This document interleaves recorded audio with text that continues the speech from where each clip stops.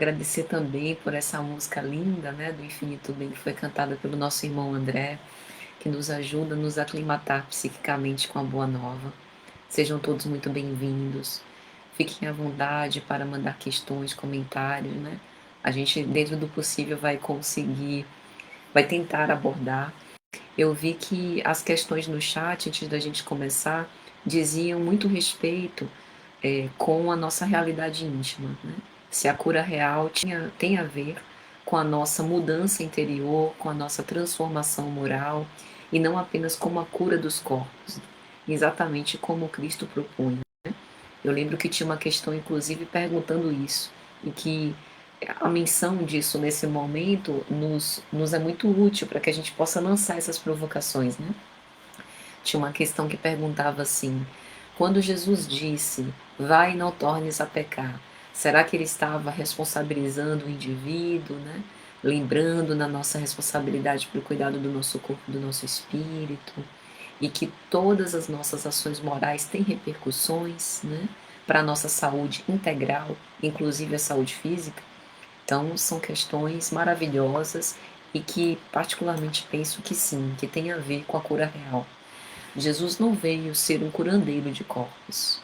Ele, através de cada cura que fazia, a intenção, ao que nos parece, era promover um despertamento, resgatar a nossa autonomia, a nossa responsabilidade individual, para que cada um de nós possamos ter a noção exata da relação das nossas emoções, dos nossos sentimentos, das nossas palavras, dos nossos atos com a nossa saúde psíquica e física.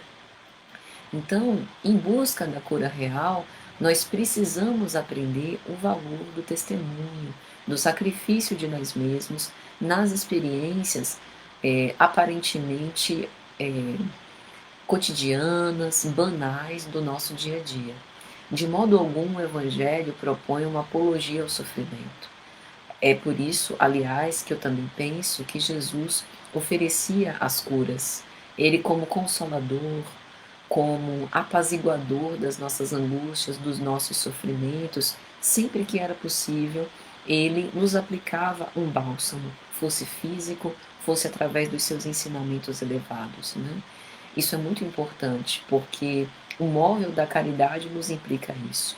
Não obstante a gente precise passar por certas condições de dor, o nosso sofrimento pode ser atenuado, tanto pela misericórdia divina como por nós mesmos, espíritos imperfeitos que verificamos que o nosso irmão está numa situação difícil e com recursos suficientes para ajudá-lo, podemos, no ato de caridade, estender a mão amiga ao invés de apontar o dedo inquisidor.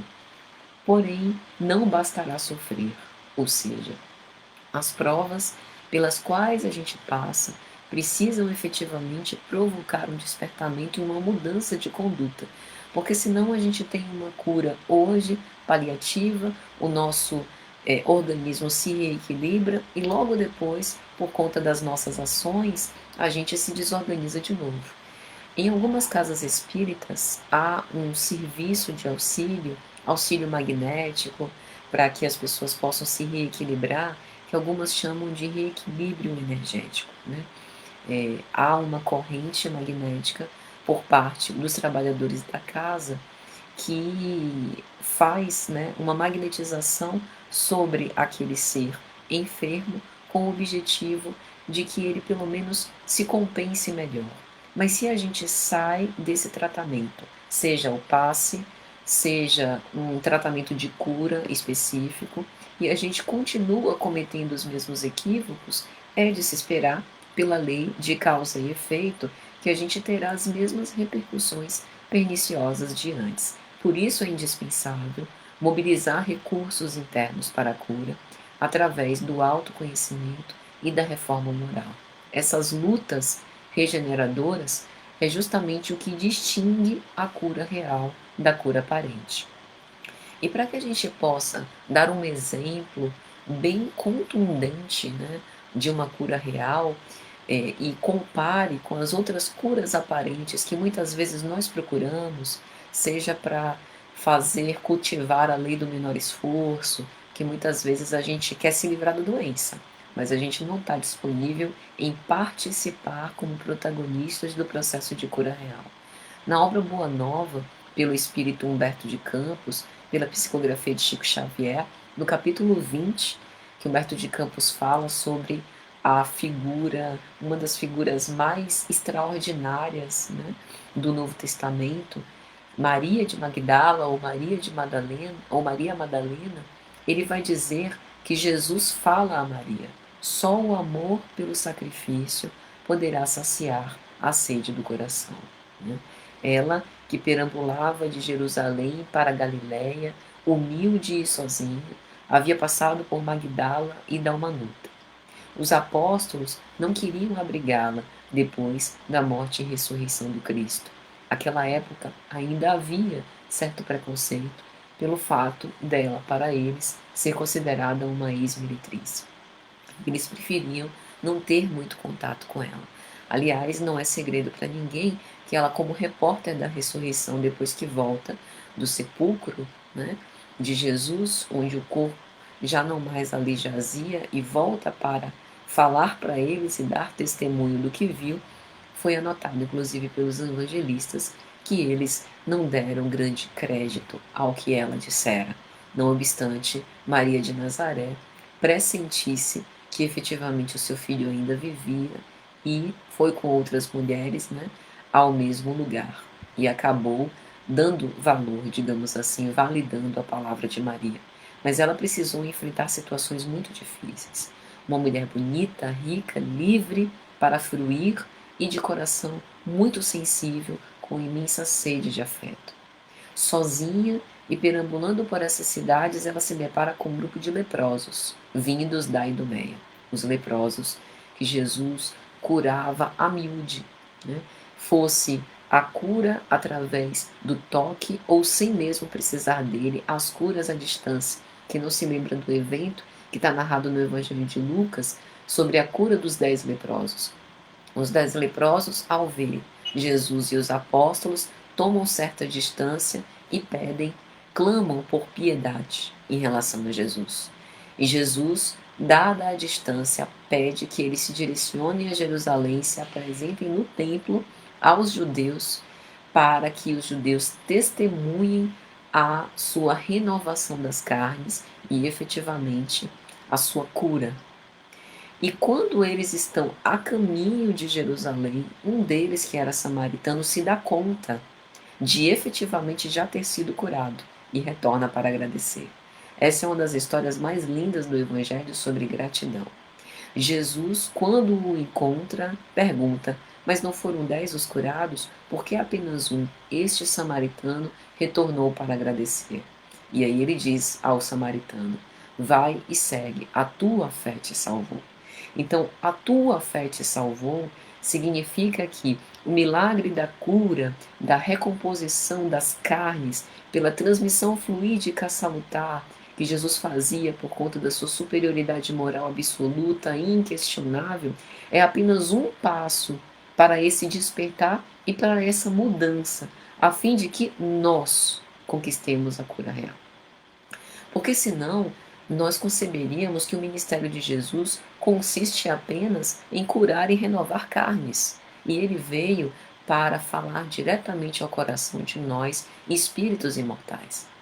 Quando Maria Madalena encontra os leprosos vindos da Idumeia e de Dalmanuta, ela passa a se tornar a mensageira do Evangelho para aqueles rostos ulcerados, aquele aspecto deprimente, deplorável, aqueles que eram esquecidos, que tinham seus nomes retirados do livro dos vivos e que eram entregues à sua própria sorte, dependentes especialmente desses corações misericordiosos, como era o coração de Maria Madalena, como foi o coração dos apóstolos depois da formação da igreja cristã primitiva, a Casa do Caminho.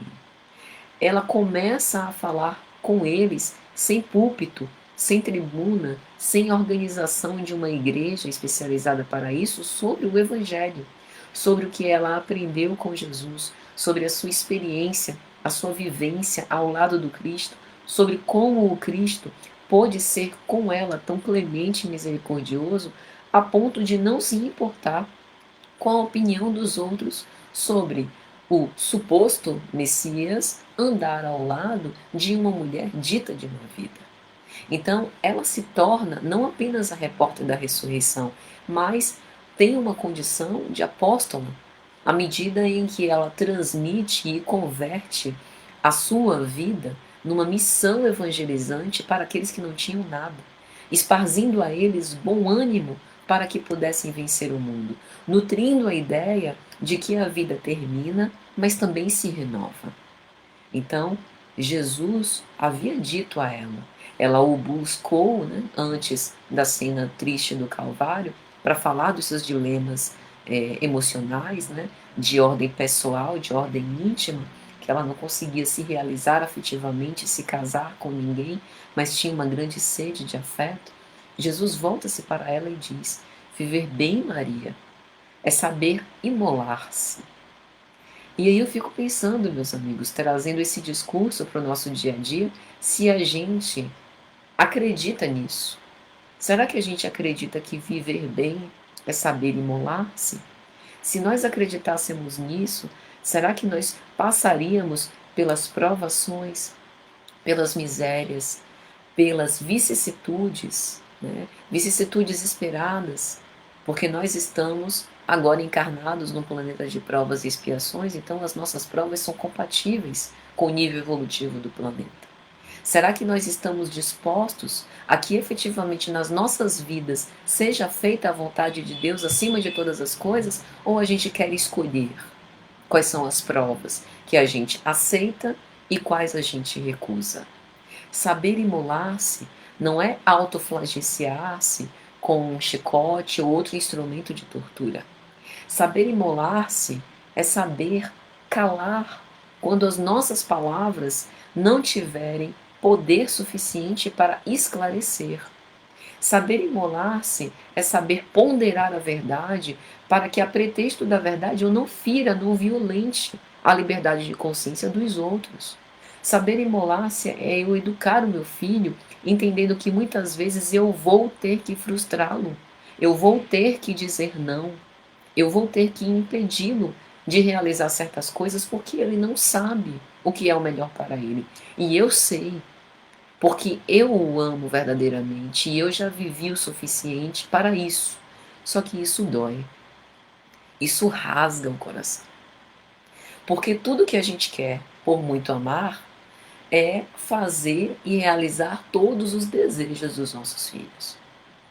Tudo que a gente quer é, se possível for, evitar que as lágrimas corram sobre o rosto dos nossos filhos.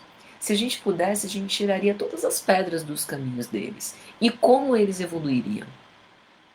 Não estou dizendo que é necessário sofrer para crescer, mas o processo de crescimento dói.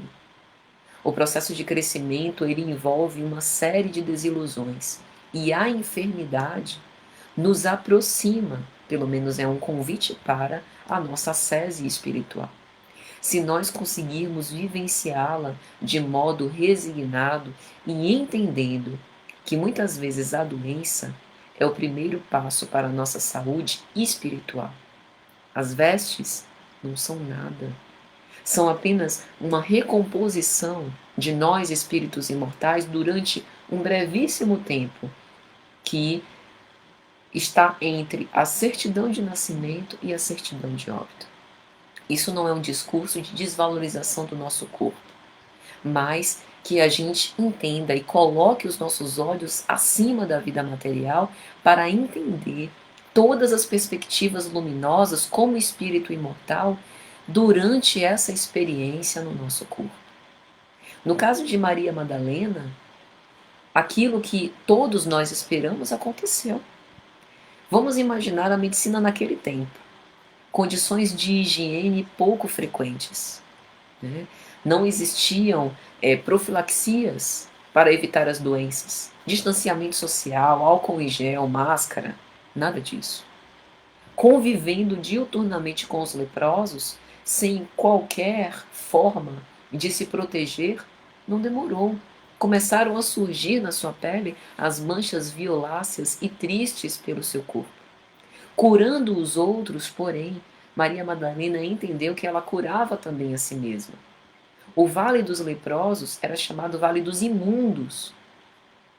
Vocês conseguem perceber a depressão que isso causa sob o ponto de vista do preconceito, do separativismo em relação às outras pessoas, em que todos nós somos necessitados de amor, de carinho e de cuidado? O Vale dos Imundos, depois de Maria Madalena, se tornou um sítio de esperanças. A sua invejável beleza, uma beleza tão fugidia, que com o passar do tempo caminha para a degenerescência e para a velhice, dava lugar a feridas pustulentas e mal cheirosas. Até um dia, que depois de ter vivido vários anos consolando e compartilhando o melhor que ela tinha para dar àquelas pessoas, ela decide partir rumo a Éfeso, onde estavam Maria e João. Humilhada, sofrendo muito, dores lancinantes, sozinha, mas sem se lamentar. Esse é o modelo. Essa é a candidata de cura real. Alguém poderia, naquela época principalmente, que havia uma eclosão das faculdades medianímicas, muitos métodos de cura, ter cuidado dela e ela ter curado o seu corpo? Poderia. Mas isso não aconteceu com ela. E não foi por castigo, por penitência, né? Porque Deus quis assim. Não necessariamente estava no seu planejamento reencarnatório. A enfermidade lhe chegou. Por quê? Porque pode chegar para todos nós, não obstante a nossa resolução, a nossa fé, a nossa coragem. Aliás, a fé é diretamente proporcional aos testemunhos mais superlativos. Quanto mais nós temos condição de testificar a fé, mais temos ombros fortes para suportar cruzes maiores. Recordemos que o cego de nascença, conforme a história noticiada em o Evangelho e explicada por Jesus, não foi lei de causa e efeito. Como disse Jesus, foi para que nele se manifestasse a glória de Deus. Então, nem sempre a nossa enfermidade é porque nós fomos um criminoso de péssima ordem em outra vida e agora estamos pagando. Antes de qualquer coisa, e já que em geral a gente não tem acesso a esse tipo de revelação, a enfermidade é uma porta de iluminação, desde que a gente passe por ela sem se lamentar, com resignação e coragem. Jesus a esperava, e a alma de Maria Madalena era uma alma fidelíssima. Não sei se vocês sabem, mas a etimologia da palavra fé vem de fidelidade. Não importa o que aconteça, a fidelidade não se quebra. Não importam as circunstâncias, onde eu vou estar, o que eu vou fazer, o que vai acontecer comigo. Nós precisamos ser como Jó, do Antigo Testamento, que teve a vida dos seus filhos ceifada, teve os seus bens dilapidados, ficou sozinho, e a sua mulher, talvez hoje ela até fosse presa, porque ela fez uma certa incitação ao suicídio, chegou para ele e disse: a sua vida acabou, você ainda vai nutrir fé por esse Deus? E ele, resoluto, vou. Deus me deu, Deus me tirou, louvado seja o meu Senhor. Qual de nós, meus amigos, perdendo tudo, tudo entre aspas, tudo no que diz respeito à vida material, Jó percebia isso. O maior trunfo, a maior dádiva para ele era a sua vida, que Deus já havia lhe dado. Então, qual de nós, perdendo tudo que muitas vezes a gente lança sobre essas coisas terrenas, a nossa verdadeira fortaleza, é capaz de confiar e ser fiel até o fim? Isso é fé.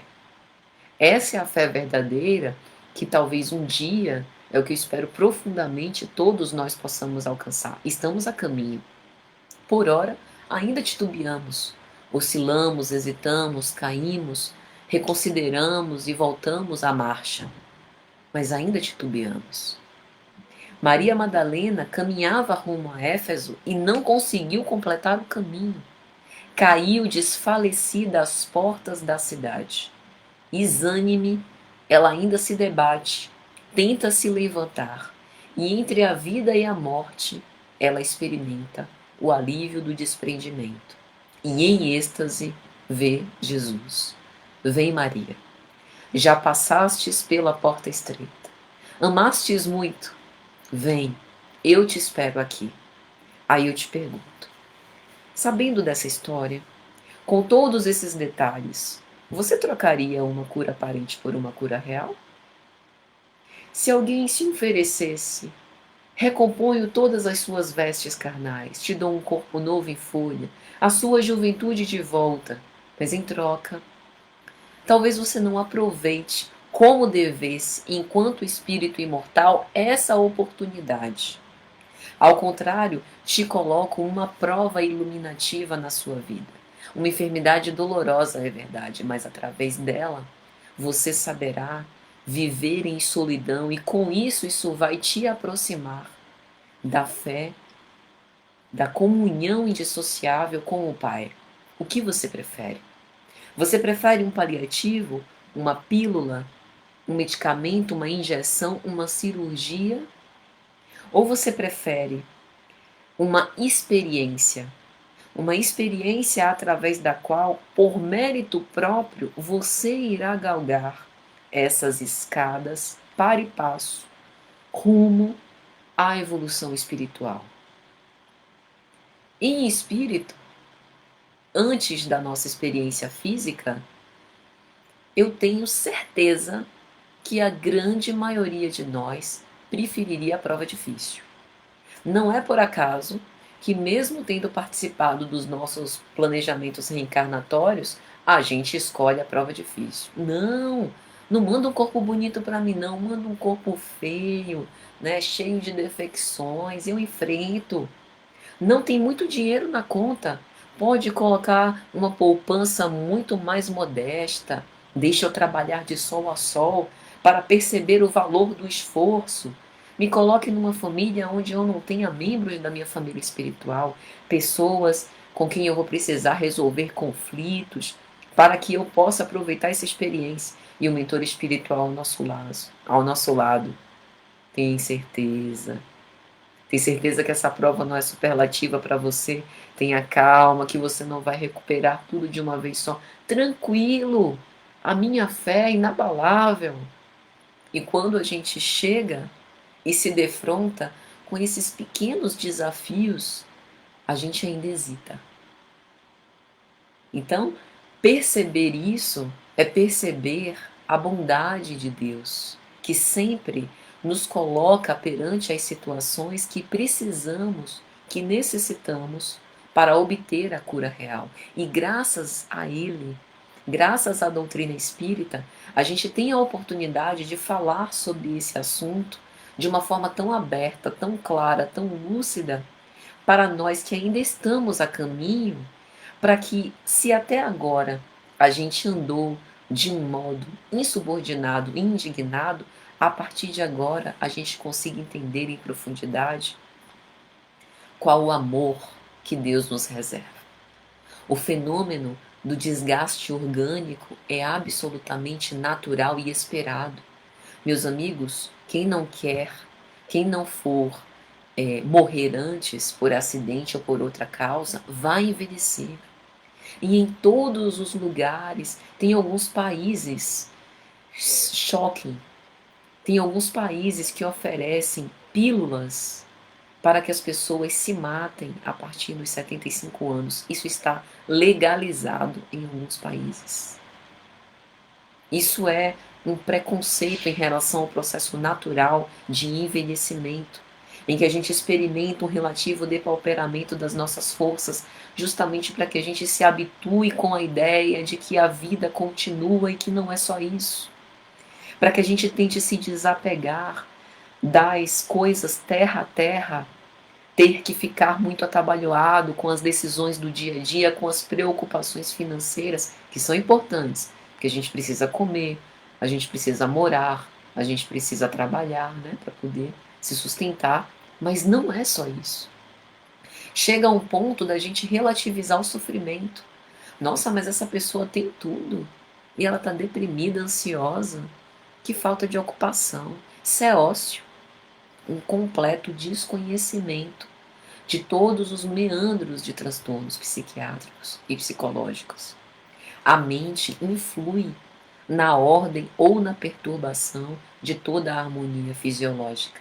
E isso é sumamente importante para que a gente possa entender a cura real. O ser encarnado é trino, corpo, perispírito e espírito. A mente é um atributo do espírito, através da qual usina geradora de sensações, de sentimentos, de pensamentos repercutem no nosso envoltório físico manifestações de ordem ou desordem.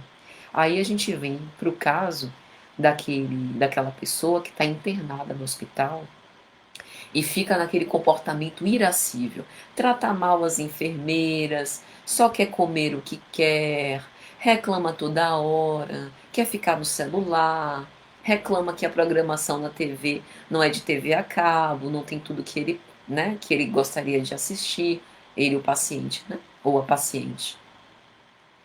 Como é que fica o seu desenvolvimento da doença? Como é que está o seu engajamento com a cura real? Os médicos se desdobram, diagnósticos, tratamentos, exames, remédios, cirurgias. E a pessoa se ajuda? Porque sana um problema e aparece outro. Aí a gente vê aqueles casos de reincidência. E voltou. Já tinha recebido alta, voltou para o hospital. É negligência médica? Nem sempre. Nem sempre. Joana de Ângeles vai dizer: a mente é um dínamo, um gerador de energia. Amar é uma questão de imunização espiritual. Há inclusive estudos da medicina que vinculam o desenvolvimento, né, e o equilíbrio da nossa imunidade em relação às questões psicológicas. O que o Espiritismo há muito tempo nos diz. Na obra Missionários da Luz, pelo Espírito André Luiz, psicografia de Chico Xavier, o benfeitor espiritual nos informa: a lei de hereditariedade biológica funciona com inalienável domínio. O que ele está querendo dizer? Se geneticamente eu tinha predisposições para certas doenças e essas doenças encontrando as condições propícias para se manifestar, elas irão se manifestar. Mas a lei de hereditariedade biofisiológica sofre naturalmente a influência de todos aqueles que alcançam qualidades superiores. O que o benfeitor está dizendo? O que os médicos não conseguem explicar. Mas fulano de tal estava com os dias contados. Mas esse caso era um caso perdido. Essa pessoa tinha todas as predisposições genéticas para desenvolver essa doença e não desenvolveu. Por quê? Qualidades morais. Engajou-se com o seu processo de cura real. Tinha méritos cultivados e conquistados pelo seu próprio esforço. Isso faz com que a gente renove energias revitalizadoras para o nosso corpo. Isso é o que a doença propõe. A doença é uma proposta de reparação e reajuste. É um compromisso que a gente tem com o objetivo de renovação. Então, se a gente se renova sem necessariamente precisar passar pela doença, ótimo. A proposta foi alcançada. Porque a proposta de Deus não é martirizar as criaturas humanas, não é nos castigar para que a gente definhe até a morte. É lembrar que renúncia, abnegação, disciplina emotiva são passaportes para a cura real. Se nós já conseguimos viver numa psicosfera santificante e construtiva, o fim foi alcançado. Na mesma obra, Missionários da Luz, o benfeitor vai dizer ainda: todos os nossos órgãos são subordinados à ascendência moral. As preocupações excessivas com os sintomas patológicos. Quais são os sintomas patológicos das preocupações excessivas? Raiva, ódio, indignação, crítica mordaz, mau humor, colocar a culpa em cima dos outros, aumentam as enfermidades.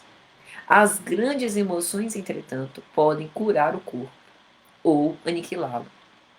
Então, esse posicionamento de ficar na frente da TV, reclamando do político A e do político B, que é todo mundo ladrão e deveria estar preso, e que bandido bom é bandido morto, eu acho melhor, recomendo, à luz do que André Luiz nos esclarece, repensar essa postura.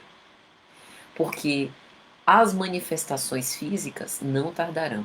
Primeiro que a gente já cultiva pensamentos ansiosos, aí a gente já, aqueles, né, que já têm essa predisposição, passam a ter uma desregulação da alimentação, outros começam com desregulação do sono, distonia emocional, daí para desenvolver algum transtorno ou um problema físico, gastrite, infarto, insônia, é daqui para ali.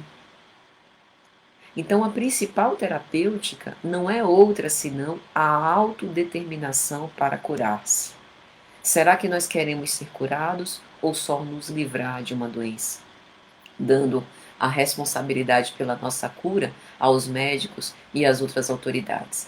Essa é a diferença da cura aparente para a cura real. Livrar-se da doença é transferir ao outro a responsabilidade pelo trabalho que nos cabe. Eu não estou querendo dizer com isso que para a cura real a medicina não é importante, nem a psicologia, nem o atendimento fraterno, nem as outras terapêuticas ditas alternativas ou associadas para que a gente possa vencer.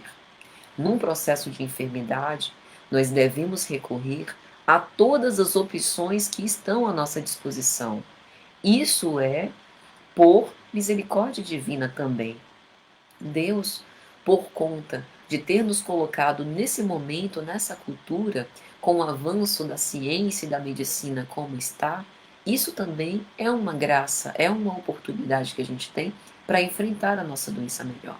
Então não é dizer, já que o processo de cura real é aquele que implica na reforma do caráter, eu estou doente e não vou procurar médico nem tomar medicamento para que eu possa exercer a renúncia e a abnegação de um modo mais contundente. Não tem nada a ver com isso.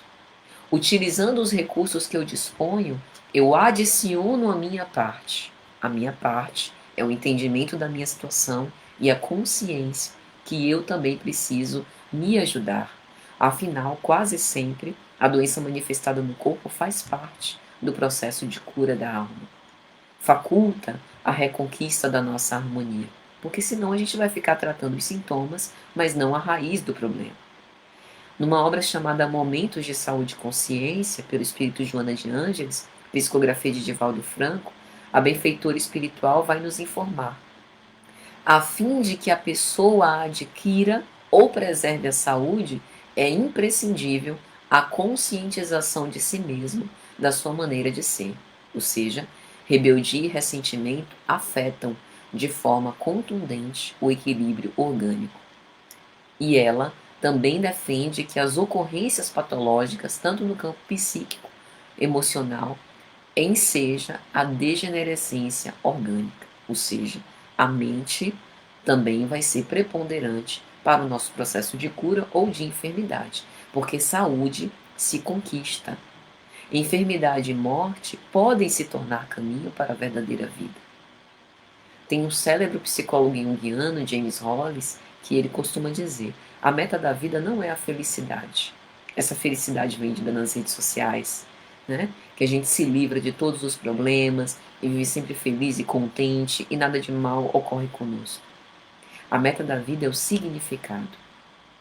E num processo de enfermidade, a gente pode se questionar: o que essa doença me ensina? O que eu deixei de valorizar na minha vida? Onde que eu tenho me excedido? Que tipo de emoção me define?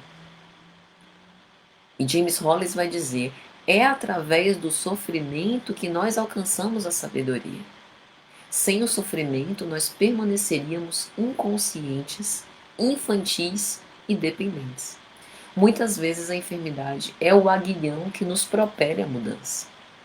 E a imortalidade da alma nos mostra como alcançar nosso íntimo para, de posse de nós mesmos, fazer algo de melhor nas nossas vidas.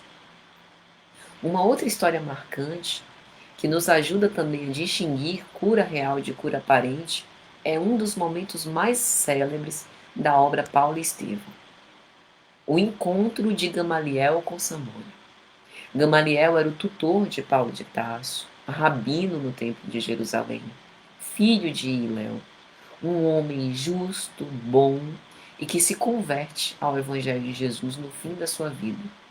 Quando ele tem esse encontro com Samônio, Samônio era judeu, tinha sido fariseu, frequentador também do Sinédrio, conheceu Gamaliel na época das vacas gordas, como a gente costuma dizer, mas contraiu lepra. Aconteceu com ele o que aconteceu com Jó, sem a parte final da vida de Jó, né? Que Deus restitui a Jó em dobro tudo que ele perdeu. Samônio só ficou com as perdas. Foi direcionado ao vale dos imundos. A mulher não quis saber, os filhos abandonaram, ainda pegaram os bens dele e distribuíram em vida, como se tivesse dado ele como morto. Não restou nada a Samônio. E aí ele, no Vale dos Imundos, fica sabendo da Casa do Caminho. Ele não era cristão, judeu. Só que os benfeitores da Casa do Caminho era a única oportunidade que ele tinha de sair daquela miserabilidade afrontosa. E aí ele foi acolhido como um filho pelos braços paternais de Simão Pedro. Aí Gamaliel se encontra com Samônio, nem reconhece. Não é possível. É você, Samônio? E ele vai dizer: como Jó, vi o meu corpo apodrecer entre os confortos da minha casa. Todos me abandonaram. Os familiares se deram pressa em partir, deixaram-me sozinhos. Só agora eu reconheço que o judaísmo não havia cogitado desses pousos de amor. Eram muito rígidos com a lei, com o cumprimento dos costumes, com o rigorismo aparente, mas estavam esquecidos da caridade. Se eu estivesse com saúde, plenamente identificado com a família, no gozo dos bens que eu conquistei com esforço e trabalho, talvez eu também duvidasse dessa realidade confortadora que Jesus nos apresenta. A enfermidade, porém, é conselheira carinhosa e esclarecida. O leito de dor é um campo de ensinamentos sublimes e luminosos. Por enquanto, você ainda não está precisando de um Salvador, ele diz a Gamaliel, que Gamaliel fica um tanto quanto receoso, né, de naquele momento aceitar o Evangelho. Mas depois acaba aceitando. Ele fica impactado com a experiência e sai de lá com os escritos de Levi prometendo estudar mais sobre Jesus. Então, meus amigos, isso tudo nos mostra o quanto o processo de cura real é doloroso, paulatino, lento, mas fundamental para que nós possamos, em espírito e em verdade, efetivamente nos dizer saudáveis, né?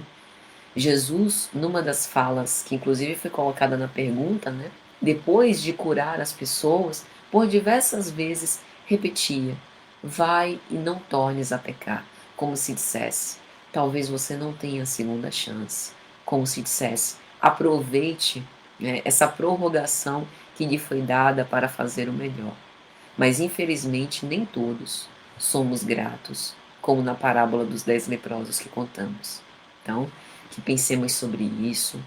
Muita paz e saúde real para todos. E um grande abraço. Muito obrigada.